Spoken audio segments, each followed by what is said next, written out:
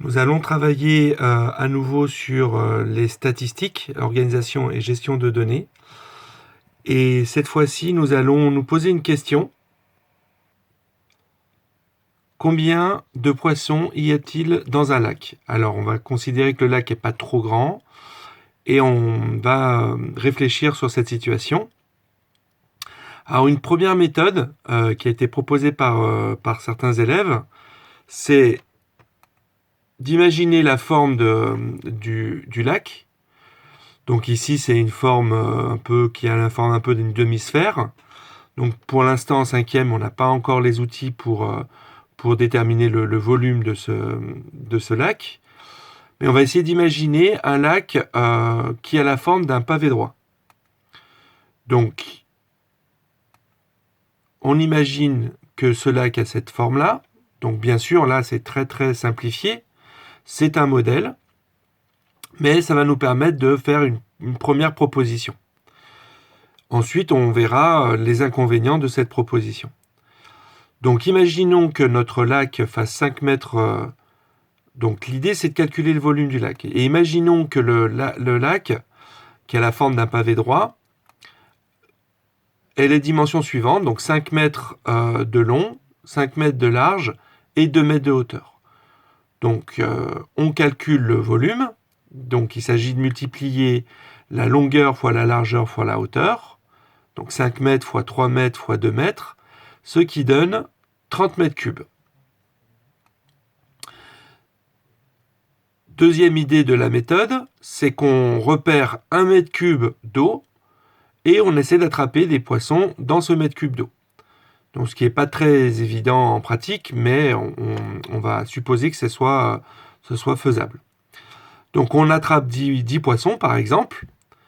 Et on suppose aussi, bien sûr, que tous les poissons sont bien répartis dans le lac. Pour ça, on peut utiliser le modèle de la proportionnalité. Et donc, on peut calculer, si on sait qu'on a 10 poissons par mètre cube, on multiplie par le volume, on sait qu'il y a 30 mètres cubes, et 10 fois 30, ça donne bien 300 poissons. Et bien sûr, c'est un ordre de grandeur, c'est environ. Alors l'inconvénient de cette méthode, c'est qu'il faut connaître la forme. Donc ici, on a choisi un pavé droit, mais on aurait pu avoir un cylindre, on aurait pu avoir des formes plus compliquées. Donc il faut connaître la forme, ce qui n'est pas évident pour un lac, surtout si l'eau elle est un peu opaque. Et il faut aussi savoir calculer un volume. Or, en cinquième, on sait calculer depuis la sixième le volume d'un pavé droit. On va apprendre à calculer le volume d'un cylindre, ou peut-être certains savent déjà le faire, mais voilà, on est assez limité pour calculer le volume d'un solide. Donc à la prochaine vidéo, nous apprendrons à une autre méthode qui n'utilise pas la forme du lac. C'est une méthode qui permet de connaître le nombre de poissons sans connaître la forme du lac. Alors, donc, nous avons écrit dans la partie savoir. Donc, n'oubliez pas d'écrire la partie savoir et votre prénom.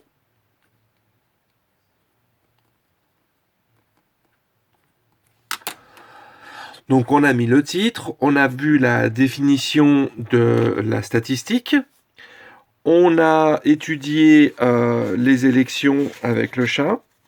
Donc tout ça, on l'a déjà rédigé, on a le tableau, on a écrit quelques phrases par rapport au tableau, donc ça on y reviendra.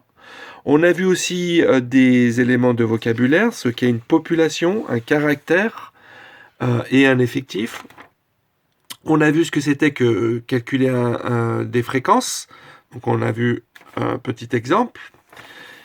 Et donc vous écrivez, je vais dicter. Donc tout d'abord, vous pouvez dessiner un pavé droit. Donc pour dessiner un pavé droit, on dessine un rectangle. On dessine un parallélogramme au-dessus. Donc on garde bien les côtés parallèles. On peut céder des carreaux, bien sûr.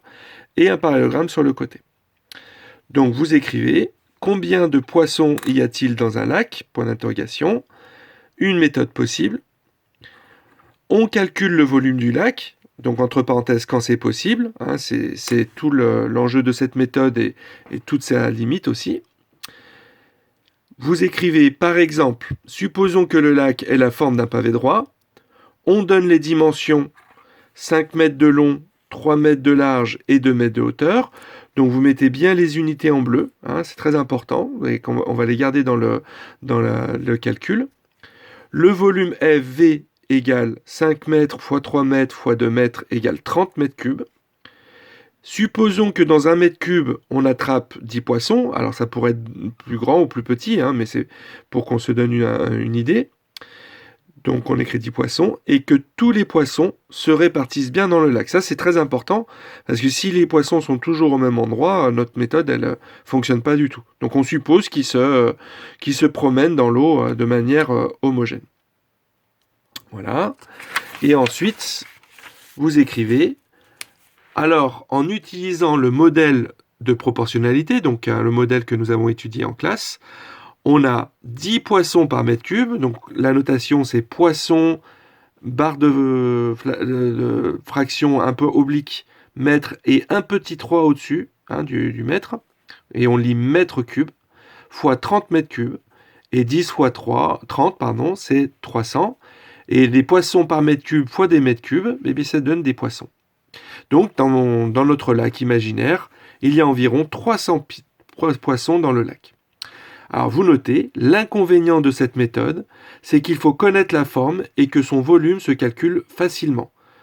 Pavé droit, cylindre, vous verrez plus tard le cône en 4e ou la sphère en 3e, mais voilà, ça limite un peu l'intérêt de cette méthode. Donc dans une prochaine vidéo, nous verrons une méthode qui ne passe pas par le calcul d'un volume.